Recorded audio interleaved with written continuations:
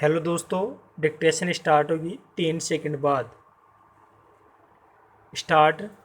अध्यक्ष महोदय, गांधी जी ने सभी राजनीतिक कैदियों को सलाह दी थी कि उन्हें आदर्श कैदी के रूप में व्यवहार करना चाहिए, परंतु लेखक के विचार से वे स्वयं भी आदर्श कैदी नहीं थे।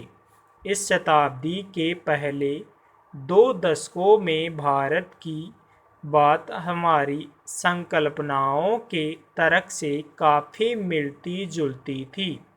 खाना, कपड़े, रहने के हालात, सफाई व्यवस्था और इन सब से बढ़कर कैदियों के प्रति अधिकारियों का रवैया सभ्य स्तर से काफ़ी नीचे था।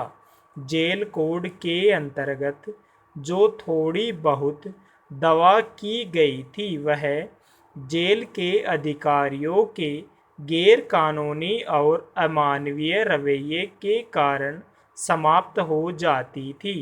राजनीतिक कैदी यह कार्य करने अपने ऊपर स्वयं लाद लेते थे और स्वेच्छा से तकलीफें उठाकर अधिकारियों के विरुद्ध कठिनाइयां उत्पन्न करते थे ताकि सरकार को मजबूरन जेल के हालात में सुधार करना पड़े।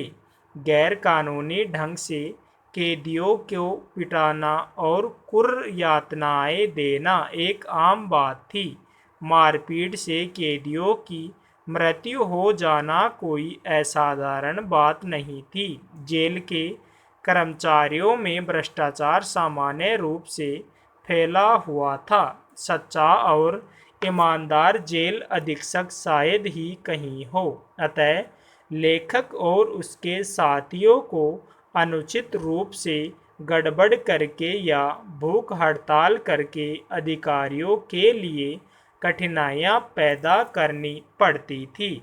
इस प्रक्रिया में राजनीतिक कैदियों का पूर्ण रूप से स्वास्थ्य खराब होना सामान्य बात हो गई थी। इस प्रकार विश्व युद्ध के दौरान जेलों की हालत में कुछ सुधार हुआ, क्योंकि उस समय विभिन्न जेलों में बड़ी संख्या में राजनीतिक कैदी रखे गए थे। एक प्रकार से वे जानबूझकर कठिनाई पैदा करने वाले थे और निश्चित रूप से आदर्श कैदी न थे। स्वयं गांधी जी ने अधिकारियों के लिए कठिनाइयां पैदा की। जब भी उन्हें कैद किया गया पड़ा, गांधी जी भिन्न अर्थों में कठिनाइयां पैदा करने वाले थे।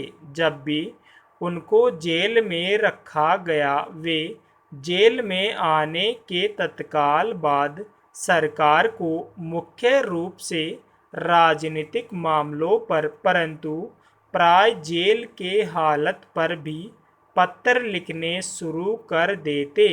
जब 9 अगस्त 1942 को उन्हें गिरफ्तार किया गया तो उनको पूना के निकट आगा खां महल में ले जाया गया और उनके अन्य साथियों कार्यकारिणी समिति के सदस्यों को अहमदाबाद के किले में नज़रबंद के लिए ले जाया गया। गांधी जी और अन्य कांग्रेस नेताओं को एक विशेष रेलगाड़ी से चिचवड़ स्टेशन ले जाया गया। वहां 2 दलों को अलग अलग कर दिया गया। गांधी जी आगा खां महल में 9 अगस्त को सवेरे पहुंचे।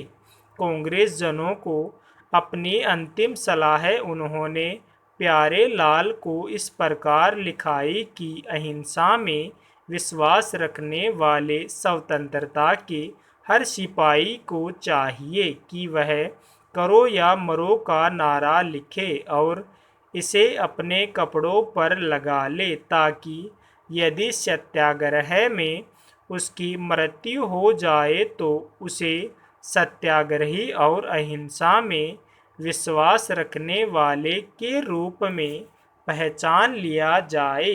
देश के नाम उनके ये अंतिम अनुदेश थे। पेरा अध्यक्ष महोदय, अब हम उनके जेल जीवन की चर्चा करेंगे। महानिरीक्षक जेल के प्रशासनिक नियंत्रण में महल को जेल घोषित कर दिया गया था।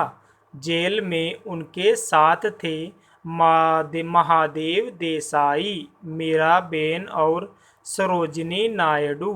एक दो दिन बाद इस दल में कस्तूरबा भी शामिल हो गई, क्योंकि एक सार्वजनिक सभा में भाषण करने के कारण उन्हें गिरफ्तार कर लिया गया था। उसी दिन 9 अगस्त को गांधी जी ने वायसराय को एक पत्र लिखा और एक अन्य पत्र बम्बई के गवर्नर को लिखा। उन्होंने 9 तारीख को सरकार द्वारा जारी किए गए प्रस्ताव का उल्लेख किया और कहा कि इसमें सरासर झूठी बातें दी गई है। भारत सरकार प्रस्ताव में कांग्रेस के और उनके विरुद्ध झूठे आरोप लगाए जाने का उन्होंने विरोध किया। उन्होंने एक सत्याग्रही के साथ अनुचित व्यवहार किए जाने के लिए भी विरोध प्रकट किया। उन्होंने गवर्नर को याद दिलाया कि इस बार आंदोलन में अपने आप को गिरफ्तार कराने का कार्यक्रम नहीं रखा गया, बल्कि सत्याग्रही गिरफ्तारी से बचने का भी प्रयत्न कर सकता है, चूँकि वह अहिंसा में विश्वास रखता है, इसलिए उस पर हमला नहीं किया जाना चाहिए और उसके साथ धक्का मुक्की नहीं की जानी चाहिए। उन्होंने यह भी उल्लेख किया कि जेल अधीक्षक ने उन्हें सूचित किया था कि उन्हें समाचार पत्र नहीं दिए जाएंगे, परंतु सरकार के विरुद्ध वास्तविक आक्रमण हुआ। उनके 14 तारीख के वायसराय को लिखे गए पत्र द्वारा उन्होंने सरकार के प्रस्ताव के भिन्न उपबंधों का विश्लेषण किया और आरोप लगाया कि इसमें तथ्यों को तोड़ा मरोड़ा गया है और यह कांग्रेस के विरुद्ध झूठे आरोपों से पूर्ण है। उन्होंने कहा कि आंदोलन का उद्देश्य यह था कि लोगों में त्याग की इतनी अधिक भावना जागृत की जाए कि सबका ध्यान इधर आकर्षित हो। इसका उद्देश्य यह दिखाना था कि इसे जनता का कितना समर्थन प्राप्त है। वायसराय के विरुद्ध यह शिकायत थी कि कांग्रेस पर प्रहार करने से पहले सरकार को अथवा वायसराय को उनके पत्र की प्रतीक्षा करनी चाहिए थी। सरकार के प्रस्ताव में सरकार द्वारा यह दावा किया गया कि भारत की सुरक्षा का काम उसके सिर पर है।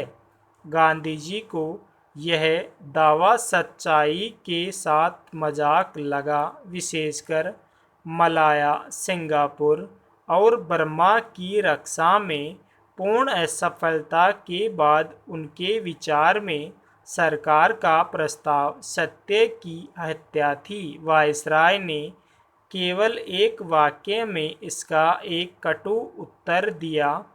उसके बाद महादेव देसाई की अचानक मृत्यु हो गई, जो कि गांधी जी के सबसे अधिक वफादार सहायक और सचिव थे। भारत में यह माना जाता था कि उनकी मृत्यु के बाद गांधी जी ने महानिरीक्षक को एक संदेश दिया कि इसे एक्सप्रेस तार द्वारा भेज दिया जाए।